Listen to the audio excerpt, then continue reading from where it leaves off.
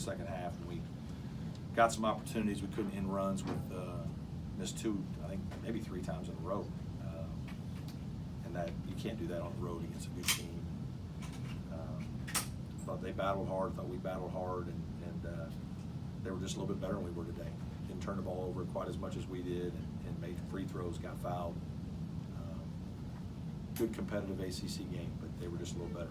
Brad, did fatigue at all come in at some point, being you already down a couple guys? And maybe a little, yeah. I mean, we obviously didn't get much out of our bench today. You know, played some guys, and they couldn't make shots.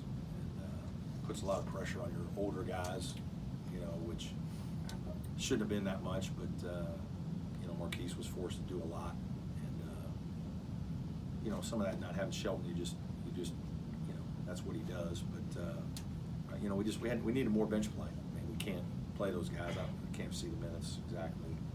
We had 3 guys almost played double-figure minutes, and didn't scratch, and that just puts too much pressure on your starters. Did they do anything different with Gabe? I mean, we saw Duke obviously did some stuff. No, I mean, they just guarded him hard. You know, did a good job, and you know, give them credit for that. He didn't get a lot of great looks. He got a few, but didn't make them. Obviously missed some free throws. Just couldn't quite get it going.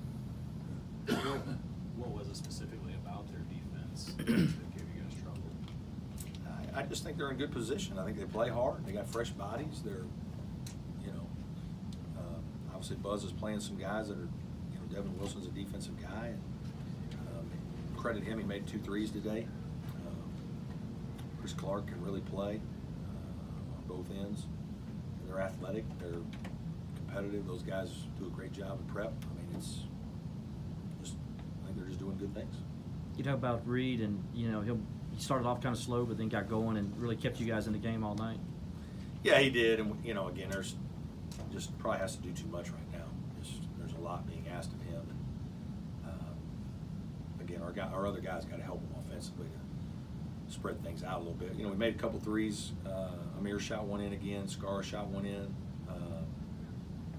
You know, but again, just need a little bit more out of each of those guys to help him. What report did you get from Clemson on Shelton today, on where he's at? And hopeful that he's going to be fine. I think he had a decent day down there. You know, but obviously we'll know more when he's involved in more contact type stuff. What do you see? How challenging has this been with guys just trying to figure it out, down a couple guys, obviously? Yeah, it's hard. I mean, I'm not gonna lie to you. It's hard on all of us. You got guys playing a little bit of different positions, and